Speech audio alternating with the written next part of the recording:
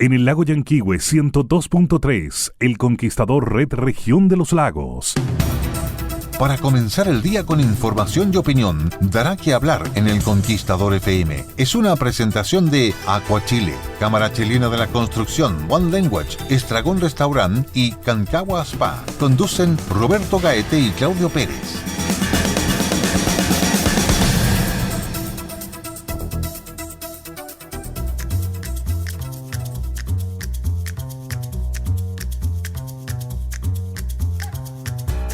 ¿Cómo les va? ¿Cómo están? Buenos días, les saludamos 9 de la mañana con 2 minutos, jueves 15 de julio del 2021, a través de las señales del Conquistador 91.7 en Puerto Montt, 102.3 en la cuenca del lago Yanquihue, a través de internet, www.elconquistadorsur.cl, a través de Facebook Live, también nos pueden seguir, en fin, a través de todas las plataformas de la radio, para acompañarlos en este inicio de jornada de día jueves. Aporta un fin de semana largo, pero que estará marcado también por el proceso eleccionario de primarias este fin de semana. Claudio Pérez, ¿cómo estás? Muy buenos días.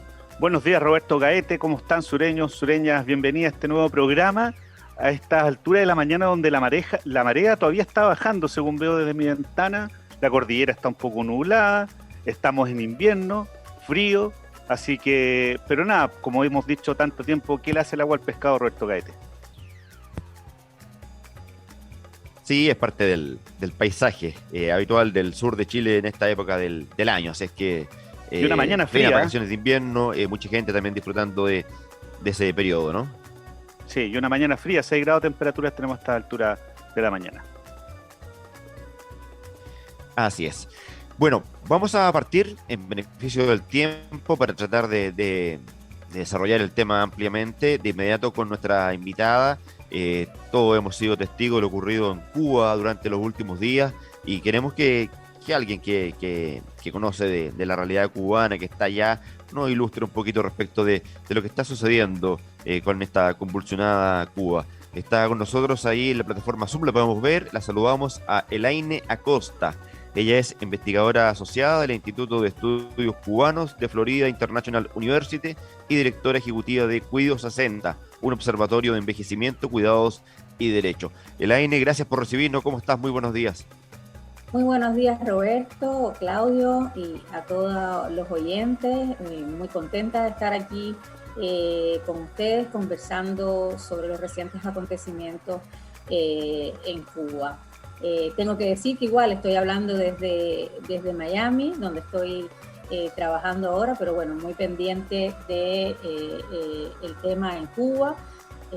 Así que bueno, con gusto contesto sus preguntas, sus dudas. Elaine, muchas gracias por estar con... Te iba a preguntar justamente eso, ¿en qué ciudad? Dale, Roberto, es que Roberto está ahí con... Le iba a preguntar justamente en qué ciudad de Cuba estaba por el tema del internet, pero bueno, estás en Miami y el internet ha sido un tema estos días, ¿no? Sí. Se ha cortado y está todo medio controlado, ¿no? Exactamente, internet, el gobierno cubano suspendió y retiró las conexiones a internet desde la tarde del domingo, el mismo 11 de julio, donde se iniciaron las protestas a media mañana y ya las conexiones en la tarde comenzaron a perderse. Ese servicio ha estado interrumpido prácticamente de manera total hasta ayer en la tarde-noche, que empezaron las personas a poder conectarse por vías alternativas, usando VPN, usando otras alternativas a poder conectarse. El servicio no se ha restablecido, hasta donde entiendo, de manera total. Por lo tanto, obviamente para el conjunto de la población cubana su visión es bastante parcial y limitada de lo que ha estado pasando, salvo que hayan sido protagonistas ahí de los hechos o hayan estado muy cercanos a los acontecimientos. Queremos que en el próximo 2 días, cuando el gobierno decida, ojalá lo más pronto posible, restablecer internet, pues los cubanos en la isla también puedan tener una visión más amplia de todo lo que ha estado sucediendo. Hasta el momento, obviamente, lo que pueden tener muchos es la visión que se emite desde los medios estatales, por la televisión nacional. Elaine, bueno, tú tienes una mirada bien amplia. Viviste en Chile mucho tiempo, eres chilena cubana, nacionalizada chilena.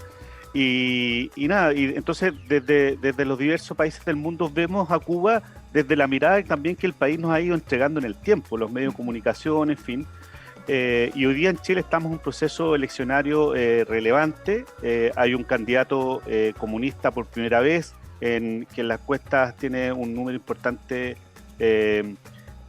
como termina siendo algo competitivo. Pero claro, aparece este fenómeno en Cuba, de una Cuba que uno tiene una cierta, muchos tienen una cierta idea romántica, ¿no? Pero que tiene detrás de una realidad social bien importante en términos de pobreza dura, de ciertos derechos que no se permiten, en fin. ¿Cómo ves este proceso cubano y su impacto en países como, por ejemplo, en Chile? Bueno, yo creo que efectivamente es extraordinario, inédito, lo que ha sucedido en Cuba el día domingo. Obviamente es un proceso que dejará a muchos asombrados, sobre todo quienes no iban siguiendo el día a día de la realidad cubana. Pero lo cierto es que había una serie de condicionantes que en los últimos años se han venido agravando, que de alguna manera hacían pensar que podrían haber, había una acumulación claramente del descontento popular y un creciente malestar social que hacían pensar que pudiera haber algún tipo de acontecimientos de este tipo, pero yo creo que pocos imaginaron que fuera de la envergadura de lo que sucedió el domingo, debido al carácter ampliamente masivo, espontáneo y sobre todo de alcance nacional. Lo que nosotros, lo que más podemos recordar de protestas así más amplias y significativas fueron las que se produjeron en el año 94, las conocidas como el Maleconazo, ¿verdad? Pero que fueron sofocadas relativamente rápido y que estuvieron localizadas fundamentalmente en La Habana. Lo que sucedió el domingo, insisto, es un hecho de carácter nacional. Se dieron protestas, manifestaciones en distintas ciudades del país, en más de 50 ciudades del país tenemos registro en este momento, y asimismo la manera en cómo el gobierno cubano reaccionó devela bastante la naturaleza con la que venía, represiva, con la que venía actuando en los últimos años, sobre todo con aquellas expresiones de disidencia que venían fundamentalmente del movimiento artístico, pero también del movimiento feminista, del movimiento animalista. O sea, Cuba es una sociedad que se ha ido obviamente diversificando, complejizando muchísimo. Ya no es esa sociedad monolítica, homogénea, que se tiene la visión desde fuera, adherida y comprometida con una causa única. Entonces, en ese sentido, creo que es una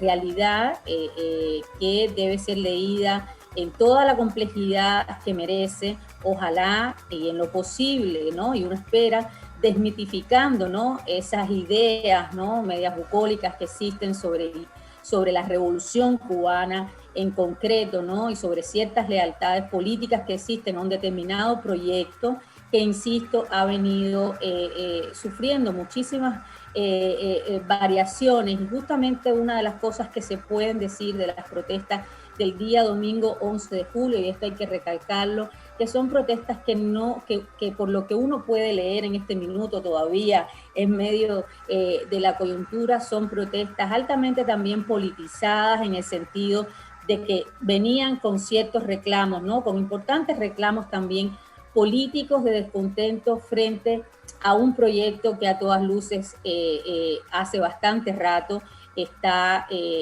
totalmente resquebrajado y no responde a sus ideales propuestos, donde hay un conjunto de la población francamente desencantada, y que obviamente viene todo esto a agravarse con la situación de la pandemia y con la gestión que a contrapelo ha venido haciendo el gobierno, tomando una serie de medidas fundamentalmente económicas que han venido a ponerle, ¿no?, un poco la tapa al pomo a todas las dificultades que ha puesto la pandemia en todos los países, pero en este caso el gobierno cubano ha tomado una serie de medidas que han ido en el camino absolutamente contrario de la protección social que uno esperaría que estén ¿no?, en sintonía con las necesidades que se derivan de la pandemia. O sea, ha aumentado la dolarización de la economía y eso obviamente ha traído un conjunto de dificultades y se ha disminuido la inversión social y el presupuesto social en momentos donde uno esperaría que eso aumente. Laine, ¿hay algún hecho puntual que gatillara las protestas y las manifestaciones del domingo, como en Chile ocurrió con el alza de la tarifa del metro y a partir de eso se generó el estallido, que fue una cuestión que aceleró el malestar social? ¿Allá hay algo puntual? Qué bueno que me preguntes eso, porque fíjate que pensando en la conversación con ustedes, es importante también que ese un poco como eslogan o lema de lo sucedido en Chile, de que no...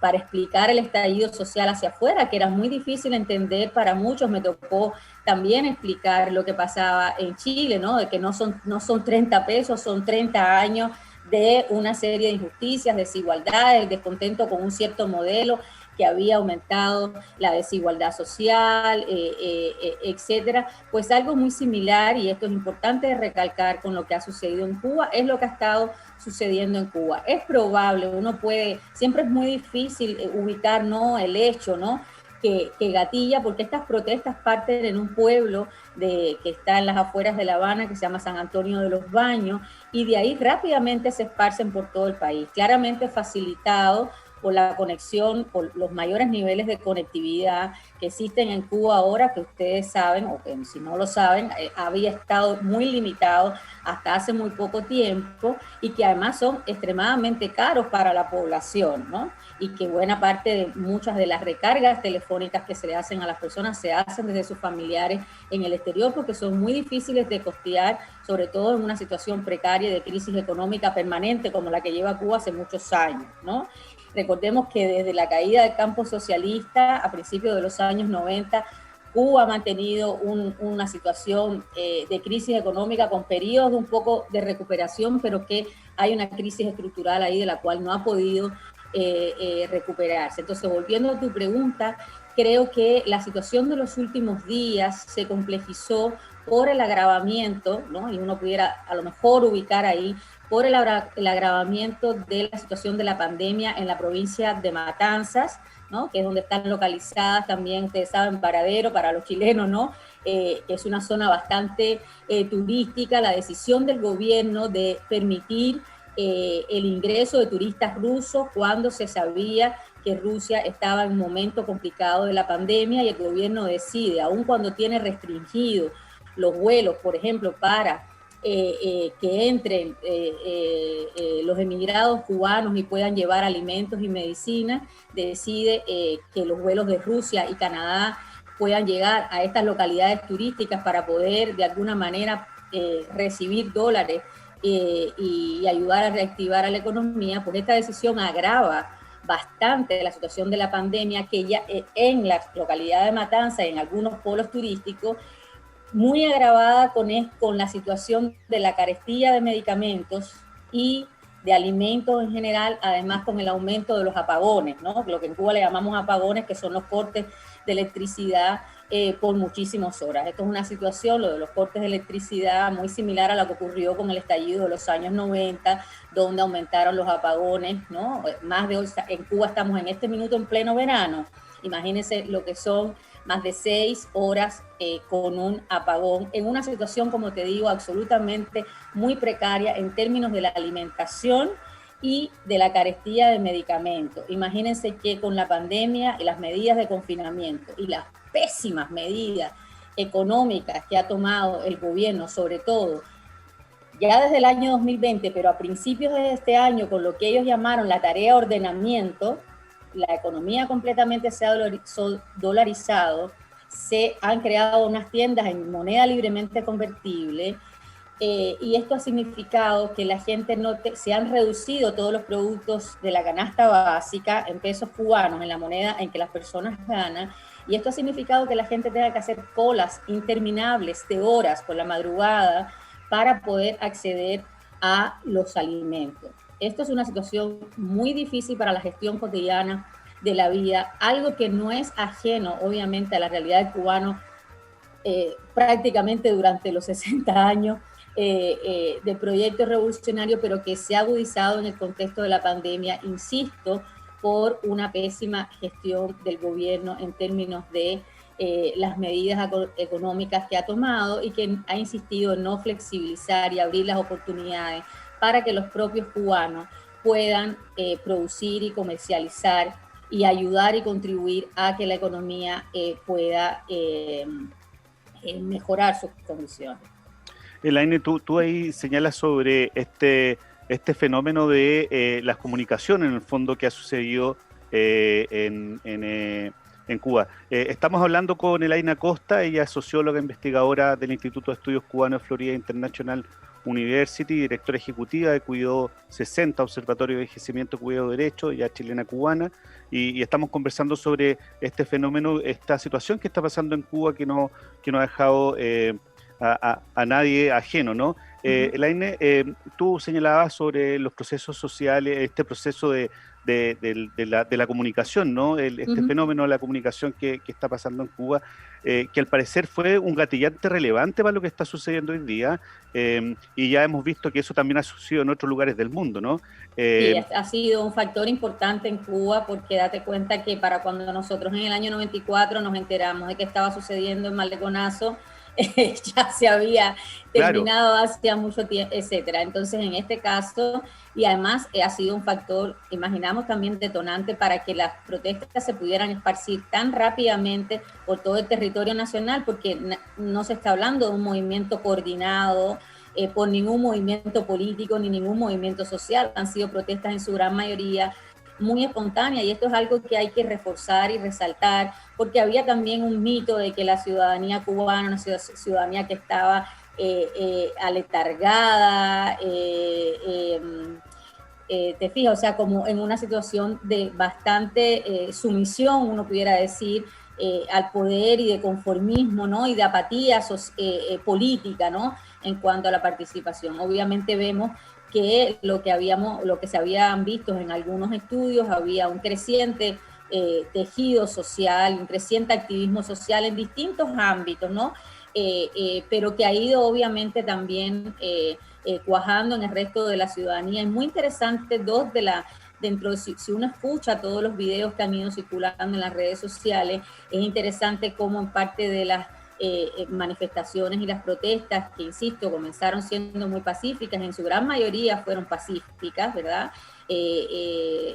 Acostumbrados unos a ver siempre estas manifestaciones o marchas, porque en Cuba no se pueden llamar manifestaciones, sino como marchas del pueblo combatiente, solamente dirigidas por el gobierno y en favor, obviamente, del gobierno, pero que sabíamos que también muchas de estas marchas eran muy dirigidas y controladas por el Estado cubano, y obviamente so pena de que las personas recibieran algún tipo de castigo si no asistían, ¿no? Entonces, ver esta espontaneidad, obviamente que en Cuba llama la atención, y insisto, varias de las consignas fueron muy significativas porque eran consignas de sí se puede, ¿no? Consignas también por el cambio, consignas por la libertad, ¿ya? Que a todas luces, obviamente, no tenemos miedo.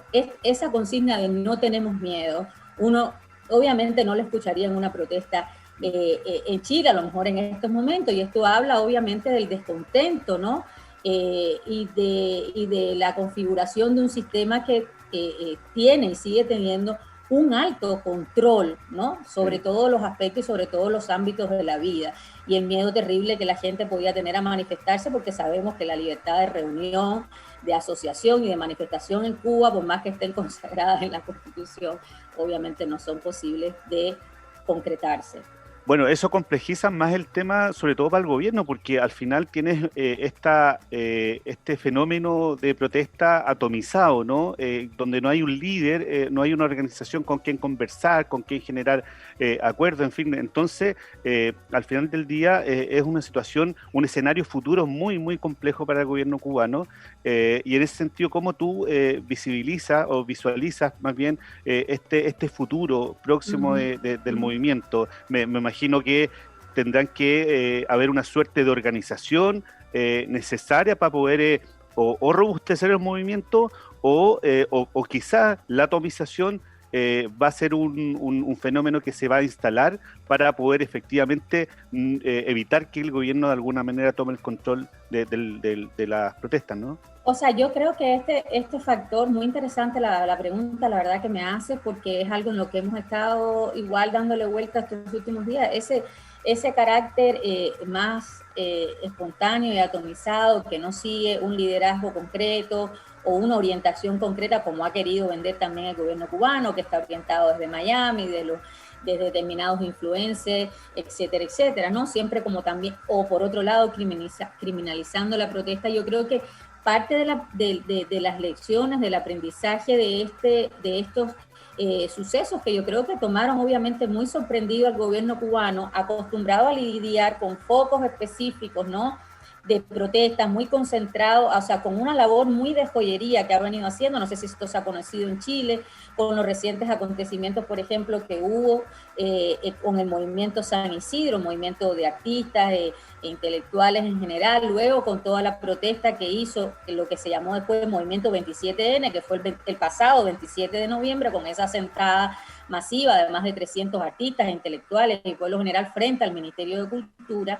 O sea, el gobierno está acostumbrado a manejarse más bien con esos eventos específicos y a neutralizarlos, ¿no?, rápidamente, con un trabajo de joyería de tú a tú, y todas estas personas, la gran mayoría de las personas, eso tiene que saberse en Chile y en el mundo mundial, como digo yo, han estado sometidas desde el año pasado hasta la fecha a una vigilancia policial, a un asedio, a un acoso policial, son encarceladas en algunos casos por breve tiempo, vueltas a la casa, en otros por largos periodos, etcétera. Entonces, muchos de ellos todavía están presos, con causas pendientes, con demoras en los juicios. Esto es otro elemento importante de diferencia con las protestas en Chile, en Colombia, etcétera. Estamos hablando de tribunales que no son independientes, de una justicia que no es independiente, ¿no?, que está absoluta y totalmente controlada y al servicio del Estado y el gobierno cubano, con lo cual se hace muy difícil. En este momento todo el conteo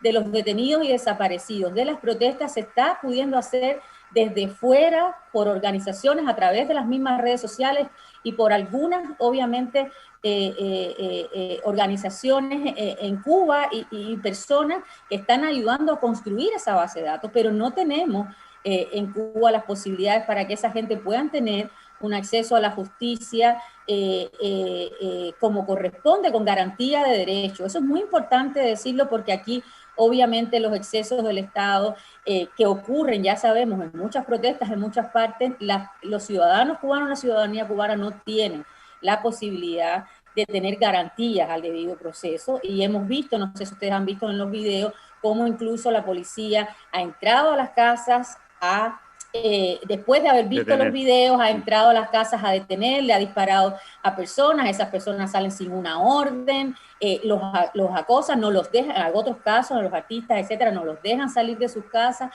O sea, es muy, muy complicado el escenario, y por eso esto que aparentemente puede ser una debilidad de lo sucedido, es también su fortaleza, o sea, su espontaneidad, no seguir a un determinado líder, etcétera, y habrá que ver en los próximos días, en los próximos meses, cómo va cuajando, porque lo que sí ha demostrado el gobierno cubano es una nula voluntad de querer dialogar, de querer cambiar el estado de cosas actual.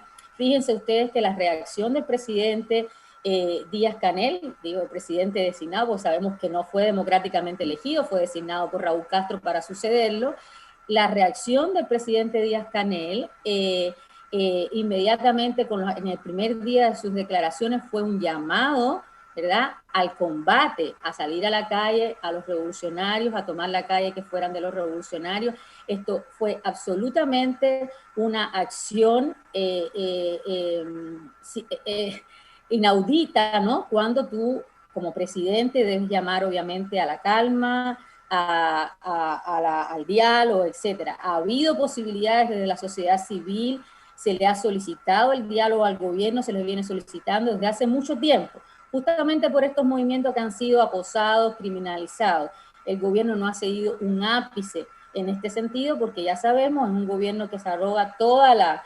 el proyecto de la revolución, entre comillas, para sí mismo, y no abre ningún espacio para ello, con lo cual complica, ¿no?, la realidad. Estas declaraciones del gobierno se han mantenido en este nivel hasta ayer, donde se anunciaron unas tímidas, muy leves medidas, justamente que se venían solicitando por buena parte de la comunidad, tanto dentro de Cuba como fuera, de aliviar, justamente para aliviar la crisis, eliminar los aranceles y la cantidad de volumen de comidas y de medicina que podíamos llevar para ayudar a nuestras familias en Cuba. Y como dádiva, ayer se entrega esto frente a una crisis de estas proporciones, cuando el gobierno debería presentar como un plan integral, llamar a los distintos actores, etcétera, etcétera. Aquí no hay actores, aquí no hay nada, no reconoce ningún actor y obviamente criminaliza las protestas. El primer fallecido reconocido por la prensa oficialista cubana, de lo que se ha dicho de él, obviamente no se sabe. No dice la prensa las condiciones en las que falleció y sin embargo se informa sobre todo un supuesto récord policial del fallecido, ¿no? Entonces, ¿qué es lo que la prensa oficial ha dicho hasta el momento? Habla de un fallecido, pero obviamente no habla de la cantidad de detenidos, ni de la cantidad de heridos, ni menos se pronuncia sobre la violencia y la fuerza desmedida de la fuerza policial. Y un elemento adicional que creo que no he mencionado y es importante saber, y en esto se nos asemeja a los momentos a veces más duros y tristes de las dictaduras latinoamericanas, es el uso no solo de las fuerzas policiales, sino de los agentes de la seguridad del Estado, que sin uniforme participan de las detenciones y de la represión en las protestas, recogen a las personas en sus casas, las asedian, y además el uso y el acoso a las personas que trabajan en los centros estatales, ¿verdad?, y los centros laborales estatales, para que salgan a acosar, ¿no?, al resto de los cubanos. O sea, en este sentido, Díaz-Canel ha llamado, digamos, a una pelea entre cubanos, lo cual me parece absolutamente muy desafortunado y muy condenable, insisto, por la opinión pública internacional. Ojalá que la opinión pública internacional pueda ver eso y pueda condenar la actitud del gobernante cubano, así como se ha condenado los excesos de Piñera en su minuto, y los de otros, los de Bolsonaro y los de otros presidentes en América Latina. En eso Cuba no puede seguir siendo la excepción. Estamos conversando con Elaine Acosta, investigadora asociada al Instituto de Estudios Cubanos de Florida International University y directora ejecutiva de Cuido 60. Elaine, ¿cómo se sale de esto? Porque en Chile se llegó a una salida institucional después de un mes de manifestaciones, de protestas, se llegó a un acuerdo político por la paz. ¿Qué nos llevó al proceso constituyente en el que estamos hoy? Y que veremos cómo avanza, tampoco sabemos cómo va a terminar. Pero allá claramente la institucionalidad es otra cosa, un régimen autoritario y cruzado por el tema de los derechos humanos, que incluso acá en Chile, no sé si lo has podido ver a través de la prensa internacional, el inicio de la convención ha estado marcado porque los constituyentes están pidiendo que se indulte a la gente que está detenida por aquellas manifestaciones. ¿Cómo se sale de esto en Cuba, que me parece que es bastante más complejo? Sí, Roberto, muchas gracias. A mí me ha encantado hablar con ustedes realmente, porque hacer este cruce con la experiencia chilena y desde la experiencia allí es muy interesante para Cuba. Esa es obviamente una de las grandes preguntas, uno de los grandes desafíos, uno de los grandes retos para caminar hacia una democratización de la sociedad cubana, porque obviamente las condiciones son muy distintas, porque pensar en esa salida institucional es bastante compleja porque no contamos con la solidez de esos actores institucionales que fueron los que en Chile también pudieron, con el respaldo, ¿no?, y la presión popular, poder presionar para una salida institucional. En este minuto, obviamente, el poderío y la capacidad que tiene, digamos, el régimen cubano para que eso no suceda, obviamente es mucha.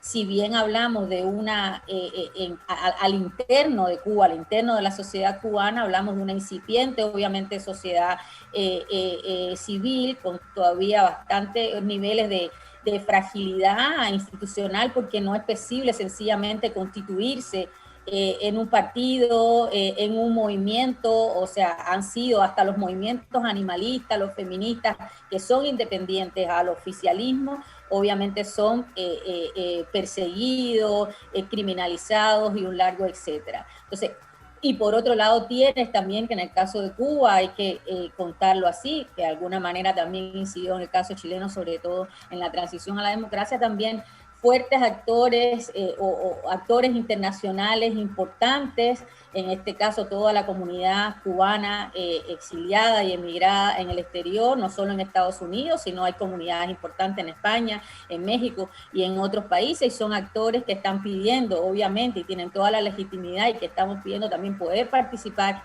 de ese proceso de diálogo. Ahí hay eso también se tiende, ustedes saben, a simplificar bastante, pero lo cierto es que hay una variedad muy grande de actores dentro de esa comunidad, que no es solo como lo llamado exilio histórico de Miami. Ese exilio ha ido cambiando muchísimo y variando en su composición y en sus demandas. O sea, tenemos en este minuto desde quienes piden opciones de intervención hasta quienes pueden ver otras salidas de diálogo y de fortalecimiento de la sociedad civil interna en Cuba. O sea, en ese sentido es muy complejo, y vamos a tener, es probable que tome bastante tiempo, y vamos a tener los cubanos que ser bastante creativos, tanto dentro como fuera, para poder avanzar y pujar por una salida a la crisis en beneficio de la democratización de Cuba. Eso va a requerir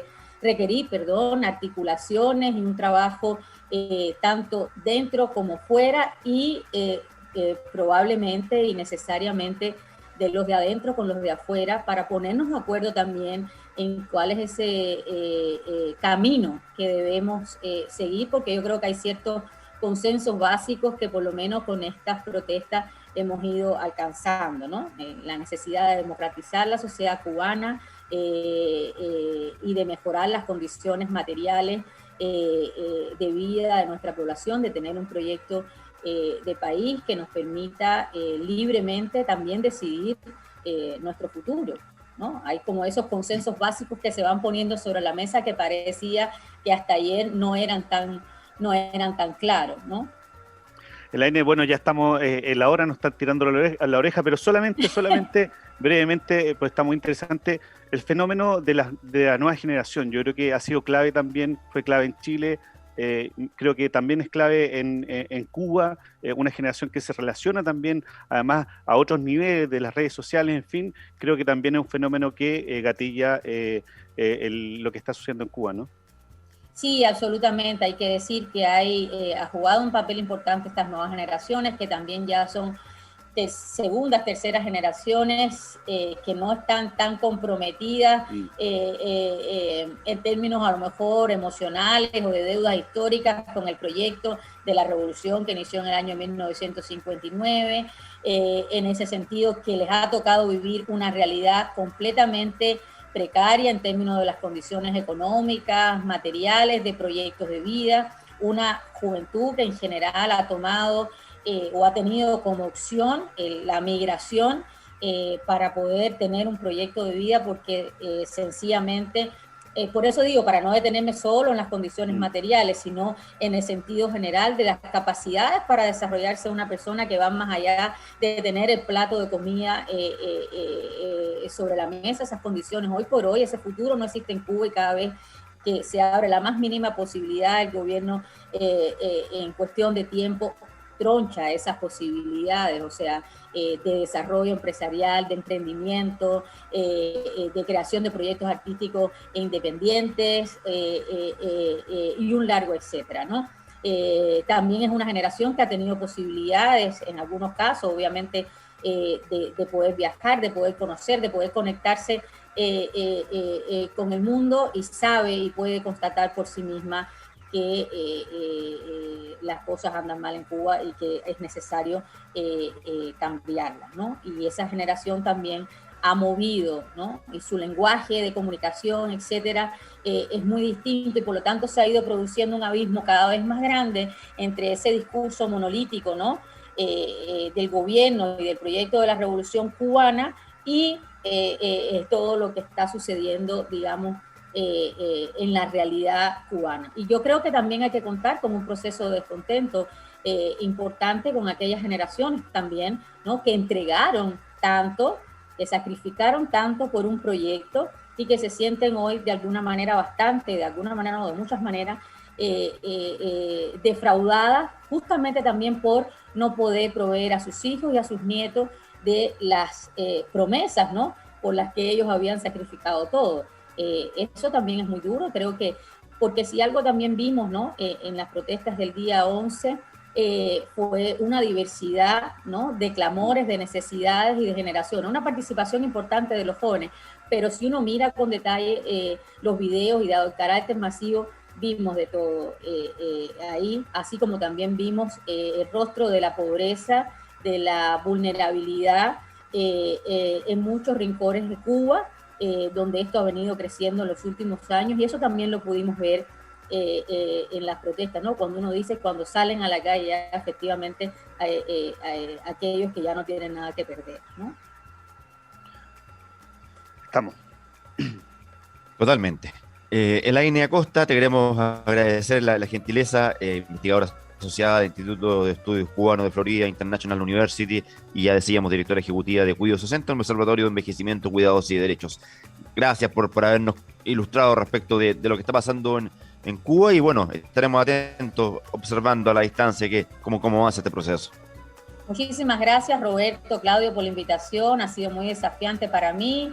Me encanta poder conversar además con todos los aprendizajes de la realidad chilena, y si hay algo que les pido a ustedes y a todos sus oyentes es que por favor escuchen la voz del pueblo cubano, propaguen esa voz y nos ayuden también con que se dé a conocer los reclamos de ese pueblo que salió a la calle, así como Chile ha salido tantas veces, y creo que merece, ¿no? Que respetemos la voluntad y los deseos de las personas que salieron a la calle, y no nos compatibilicemos de alguna manera con los gobernantes, ¿no? O sea, creo que si algo de solidaridad quiero pedir del pueblo chileno es esa. Yo sé que ustedes en ese sentido nos pueden entender bastante. Muchísimas gracias, Elaine. Gracias, Elaine Acosta, que tengan buen día. A ustedes, buen día. Chao, chao. Chao. 21 para las 10, momento de la pausa, ya venimos. Lo importante, más que lo urgente, en Dará que hablar.